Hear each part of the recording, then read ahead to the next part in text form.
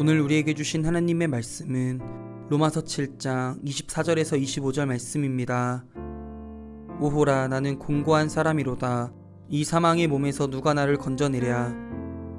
우리 주 예수 그리스도로 말미암아 하나님께 감사하리로다. 그런즉 내 자신이 마음으로는 하나님의 법을, 육신으로는 죄의 법을 섬기노라. 오늘 이 말씀에 많은 은혜 받으시기 바랍니다. 로마서를 함께 묵상하면서 복음의 사람은 어떤 인생을 살아가야 합니까? 라는 질문을 제가 매주 드리고 있습니다. 과연 복음의 사람은 어떤 삶을 살아가야 하는가? 복음의 삶은 바꿔 얘기하면 그리스도의 사람이고 또 성숙한 그리스도인이 될 수도 있고 복음서에서 쓰고 있는 그리스도의 제자가 될 수도 있습니다. 저는 여러분과 함께 성광교회를 책임지는 일종의 설교자요 목회자가 되면서부터 하루도 후퇴하지 않고 복음의 사람은 결국 맨 마지막 우리가 가야 할 목표점은 불편함을 스스로 선택하는 삶에 서는 것이라고 정의해 드렸습니다. 이것은 제 자신의 정의일 뿐만이 아니라 사실은 바울서신 전체를 관통하는 주제어입니다. 제가 붙잡고 있는 신앙의 가치가 여기에 있습니다. 저는 십자가를 그냥 십자가라고 해석하지 않고 내가 서 있는 자리에서, 나를 부르신 자리에서 내가 그리스도로 살아있을 때 다른 사람보다는 조금 더 불편한 것을 나 스스로 믿음으로 선택하는 것이 그리스도인이라고 정의해 왔습니다. 여러분 얼마나 불편하세요? 매주일 사실 저는 여러분에게 불편함을 선택하라고 강조했고 권면했고 또 명령을 전했습니다. 많은 분들이 제게 불편하시다고 말씀을 드렸습니다. 이게 쉬운 일일까요? 인간이 스스로 자원해서 불편함을 선택할 수 있는 존재일까요? 아니, 그렇지 않죠. 매주일 제가 강력한 여러분에게 복음의 도전을 하면 여러분 굉장히 불편해서 마음이 마치 찬 얼음물을 맞은 것처럼 싸늘해진다고 그러시더라고요. 저도 불편합니다. 근데 왜 불편한데 우리가 교회 와서 계속 예배할 수 있을까요? 불편한데 왜 자꾸 나와서 불편함을 선택하는 삶에 대해서 도전을 받을까요? 그 이유를 우리가 한번 생각해 보시면 좋을 것 같습니다. 여러분 불편하시겠지만 주님께서 여러분을 부르시는 그날까지 여러분이 대전에 계시면 성광교회에 좀 남아 계셔서 불편함을 선택하는 삶을 살아보시기를 권해드립니다. 쉽지 않은 길이지만 주님 얘기하신 것처럼 좁고 험한 길이지만 주님은 우리를 불편함을 선택하도록 불러주셨습니다. 저는 그것이 그리스도의 삶이라고 확신합니다. 바울 사도가 그 길을 걸어갔고 바울 사도가 그 정신으로 교회를 세웠기 때문입니다. 불편함을 선택하는 삶이 아니라 편리함을 선택하고자 하는 교회가 많을수록 내가 예수를 믿는데 그리스도인이 됐는데 잘 믿어보려고 하는데 계속해서 나한테 유익하고 편리한 것만 선택하면 그는 죄송하지만 별로 공헌하지 못하는 그리스도인이 될 가능성이 많습니다. 별로 도움되지 못하는 교회가 될 가능성이 많습니다. 저는 토요일 새벽 주일의 사역들을 준비하는 헌신된 성도들을 위한 예배에서 한 청년의 얘기를 해드렸습니다. 미국에서 1992년에 한국에 왔을 때 22살짜리 청년이었습니다. 영어 강사로 한국에 왔는데요. 한국에 와서 1년도 안 돼서 휴가로 갔던 여름에 우리나라에서 마약으로 분류되는 약품을 밀수입한 혐의로 체포됩니다. 유죄 판결을 받고 3년 6개월이나 서울구치소, 의정부교도소, 대전교도소에 있습니다. 한국에 4년 좀 넘게 있었는데 대부분을 감옥에서 있었습니다. 이 청년이 결국 형기를 채운 다음에 형을 마치고 1997년 11월에 미국으로 돌아갑니다. 10년 후에 이 청년이 책을 냈는데 한국에 번역된 책 제목이 나는 한국에서 어른이 되었다라는 책입니다. 이 책이 미국에서 올해의 책에 선정돼서 꽤 읽힌 책이 되었습니다. 이 청년은 얘기합니다. 22살 아직 어리고 젊은 청년이죠. 나이로는 어른이 됐지만 자기는 어른이 아니었다는 거죠. 근데 한국에 와서 어른이 되었다는 것입니다. 아니, 정확히 얘기하면 한국의 감옥에서 어른이 되었다고 고백합니다. 이 청년이 고백하는 이유가 있지 않을까요? 그 이유를 좀 우리가 추적해서 생각해 봐야 되지 않을까요? 감옥은 불편한 곳입니다. 사실은 감옥에서 어른이 되었다고 고백한 것이 이 청년만이 아닙니다. 바울은 지금 로마서에서 나는 로마의 감옥에서 어른인 그리스도인이 되었다고, 난 로마의 감옥에서 성숙한 그리스도인이 되었다고 우리에게 도전하는 것입니다. 우리가 불편함에 불구하고 계속해서 신앙생활을 지속한다면, 불편함에도 불구하고 그 신앙생활을 해서 조금 더 성숙한, 조금 더 어른이 되는 인생을 살아간다면 주님께서는 우리에게 좋은 평가를 내리시지 않을까요? 우리 교회를 보실 때, 성공교회를 보실 때 둔산, 신시가지 있기 때문에 아름다운 건축상을 수상한 교회를 지었기 때문이 아니라 이 교회가 그리스도를 위하여 혹은 그리스도의 명령 때문에, 그리스도의 정신 때문에 불편함을 선택한다면 주님이 더 좋게 보아주시지 않을까요? 여러분이 그 질문 가운데 답하는 분들이 되시면 좋겠습니다.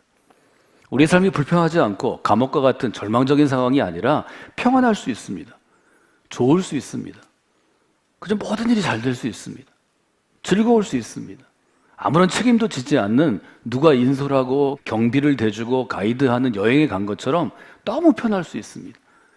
믿음이 성숙한 사람과 믿음이 어린 사람, 혹은 바울이 분류한 것처럼 믿음이 강한 사람과 믿음이 약한 사람이 평안한 상태에서는 잘 구분이 되지 않을 것 같습니다. 우리의 믿음은 언제 구분이 될까요? 불편한 상황에서 믿음이 성숙한 사람과 믿음이 미숙한 사람, 약한 사람이 구분되지 않을까요? 바울은 그렇게 우리에게 고백한 적이 있습니다. 내가 궁핍함으로 말하는 것이 아닙니다. 어떠한 형편에 있든지 나는 자족하는 것을 배웠습니다.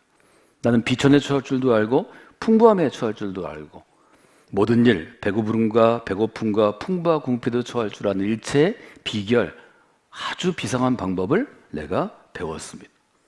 궁핍함은 어떤 것인가요? 아주 불편한 것입니다. 여기서 얘기하는 궁핍함은 감옥에 갇혀서 경제적으로, 물질적으로 궁핍한 것이고, 몸도 궁핍한 것이고, 정신도 마음도 영혼도 궁핍한 것입니다. 비천함은 어떤 것인가요? 비천함은 더 불편하죠. 비천함은 다른 사람 밑에 있는 것입니다. 사실 밟혀 있는 것입니다. 비천함이란 단어는 산의 높이를 깎아서 낮춘다는 의미가 있다고 합니다. 저수지와 같은 물 웅덩이는 물을 빼서 수위를 낮추는 것입니다. 말하자면 우리의 눈높이 정도가 아니라 우리의 삶을 낮추는 것입니다. 모욕당하고 멸시당하고 천대받는 삶입니다. 성경에서 이것을 낮아지다, 아주 겸손해지다, 이런 뜻으로 쓰었습니다. 여러분 배고파 보셨죠? 배고픈 것 불편한 것입니다. 여러분 불편한 상황에 처해 있을 때 우리가 볼 수 있는 것이 우리 속사람의 민낯입니다. 욥기의 교훈은 고난에는 뜻이 있는 것이다 하는 것입니다. 고난에는 뜻이 있습니다. 여러분이 믿음의 사람으로 살아가시면, 복음의 사람으로 살아가시면 여러분이 당하는 모든 고난에는 뜻이 있습니다. 평생을 열심히 살아와도 우리가 예기치 않은 질병이나 실패나 실수나 혹은 다른 사람의 음모나 배신과 협잡에 넘어질 수 있습니다. 열심히 신앙생활했지만 인생의 고난이 갑자기 와서 우리가 어려움 당할 수 있습니다. 그때마다 여러분 욥기와 같은 하나님의 고난을 받아들인 사람들의 이야기를 들으셔야 합니다.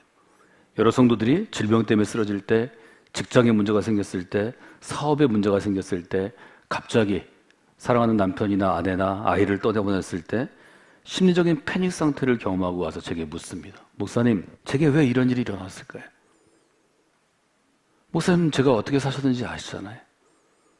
평생을 성실하고 신실하고 정말 신앙생활을 제가 얼마나 열심히 하려고 노력했는지 아시잖아요. 잘하지 못하지만 최선을 다했는데 왜 이런 일이 일어났을까요? 제가 견디기 힘들어요. 저를 좀 도와주세요. 여러분 누구나 우리가 이런 일들을 당할 수 있습니다. 이때 여러분들이 바울의 고백을 좀 기억하시는 분들이 되시면 좋겠습니다. 내가 궁핍함으로 말하는 것이 아니고 어떠한 형편에 나는 자족하기를 배웠습니다. 나는 비천에 처할 줄도 알고 풍부에 처할 줄도 알아서 모든 일, 곧 배부름과 배고픔과 풍부와 궁핍에도 처할 줄 아는 일체의 비결을 배웠습니다. 우리 신앙이 성숙함에 가까이 갈수록 이런 고백에 다다르지 않을까요? 여러분 성관계 믿음의 공동체에서 부족한 우리들이 서로 관계를 맺고 노력하고 애쓰고 웃고 울면서 이런 성숙함에 더 가까이 다가가시는 좋은 열매들이 맺히는 분들이 되시면 좋겠습니다. 바울의 서신을 볼 때 제일 많은 표현 중에 하나가 무엇으로 인하여 감사하노니입니다. 로마서 7장 정말 위대한 바울의 고백인데요. 24절에 보면 바울은 얘기합니다. 오호라 나는 곤고한 사람이로다. 나는 정말 좀 불쌍하고 긍휼을 입어야 될 사람입니다. 바울은 스스로를 향해서 그렇게 얘기합니다. 이 죽어갈 물 사망의 몸에서 누가 나를 건져낼 수 있습니까? 오직 우리 주님으로 말미암아 하나님께 나는 감사합니다.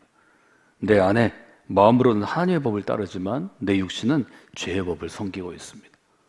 바울은 인간의 실존이 어떤지를 잘 알려줍니다. 우리가 평생을 예수님을 믿어도 바울처럼 성숙한 그리스도인도 어느 순간 내가 한쪽으로는 하나님의 법을 따르고 있지만 한쪽으로는 육신의 법을 따르는 자기의 곤고함을 토로할 수밖에 없습니다. 그러나 그럼에도 불구하고 바울은 감사하는 것을 우리가 보게 됩니다. 감사는 우리가 일상적으로 할 수 없기 때문에 하나님이 명령하신 것입니다. 여러분, 감사에 대한 구절들을 여러분들이 성구사전을 통해서 또 요즘 앱을 통해서 하루에 5개, 10구절씩 계속 찾아보십시오. 일주일 내내 찾아도 끊이지 않을 것입니다. 계속 새로운 구절을 찾을 수 있습니다. 그 이유는 감사가 중요하기 때문입니다. 감사는 평안할 때 하는 게 아닙니다. 불편한 상황에서만 할 수 있는 그리스도인의 특권과 같은 것입니다. 하나님 왜 감사하라고 그러셨을까요? 감사가 닫혀진 문을 여는 열쇠가 되기 때문입니다. 여러분, 인생 가운데 닫혀진 문이 많이 있습니다. 대부분 관계의 문들이 닫혀진 사람들이 많이 있습니다. 우리 가까운 사람들하고 편치 않습니다. 하늘의 문도 닫혀진 사람들이 의외로 많이 있습니다. 우리가 살다 보면 하나님께서 우리에게 좋은 복을 주셨는데 그 선물 창고가 닫혀진 분도 많이 있습니다. 그 닫혀진 문을 여는 가장 중요한 열쇠가 바로 감사입니다. 그래서 감사는 그리스도인이 복음의 사람이 성숙함으로 나아가는 가장 중요한 열쇠입니다. 이번 주 여러분들이 그 열쇠를 반드시 붙잡으시기 바랍니다. 그 열쇠를 가지고 닫혀진 문을 한번 열어보시기 바랍니다. 그 닫혀진 문이 열리면 닫혀진 관계도 열려지고 닫혀진 하늘도 열려지고 닫혀진 하나님의 역사, 기적의 문도 열리게 되는 것입니다. 이 한 주 여러분 모두에게 닫혀진 문을 여는 이 감사의 열쇠를 사용하는 그런 귀한 날 되기를 주님의 이름으로 축원해 드립니다.